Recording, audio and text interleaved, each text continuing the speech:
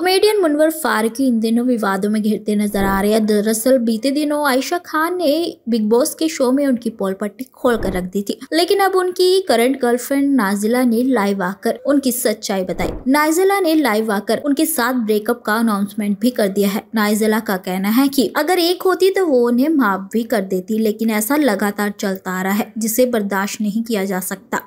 बता दें कि नाजिला ने कहा कि बिग बॉस के शो में मुनव्वर ने जो भी क्लैरिफिकेशन दिया है वो गलत है, क्योंकि उन्हें पता ही नहीं था कि मुनव्वर और आयशा के बीच में क्या चल रहा है।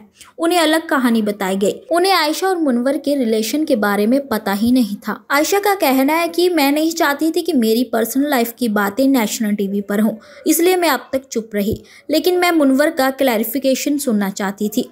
लेकिन जो भी उन्होंने शो में बोला वो सब झूठ था। इस एपिसोड को देखने के बाद मैं मुनव्वर से आज से कोई भी रिलेशन नहीं रखना चाहती। मैं लाइव इसलिए आई हूँ क्योंकि मैं अपनी साइड रखना चाहती थी, लेकिन आज से मेरा और मुनव्वर का कोई रिश्ता नहीं है।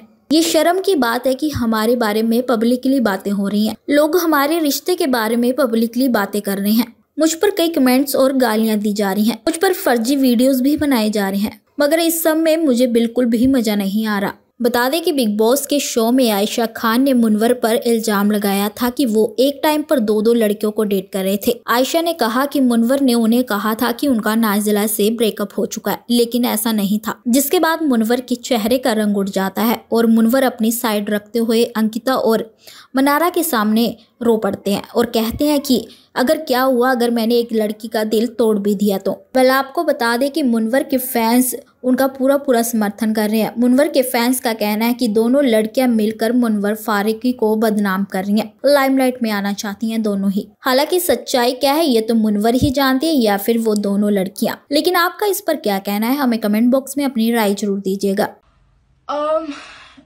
It's just not true, and it is because I was in a relationship with someone for a long time and I respect that person, and no matter how things went between us, I still respected that person enough not to share personal details on a public platform.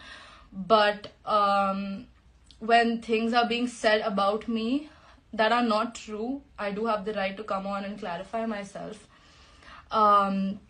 So yeah, basically, in short, I was not aware of Aisha and Munawwar being together. I was been told a completely different story, and I was made to believe that I was the only person in his life and I was the only female that he was in love with. But that was not true, and there were a lot of other people involved, other girls involved that I don't want to talk about, because I believe that these things are personal and they should stay personal. But if Aisha was the only person that was involved in this, I would have considered forgiving or anything. But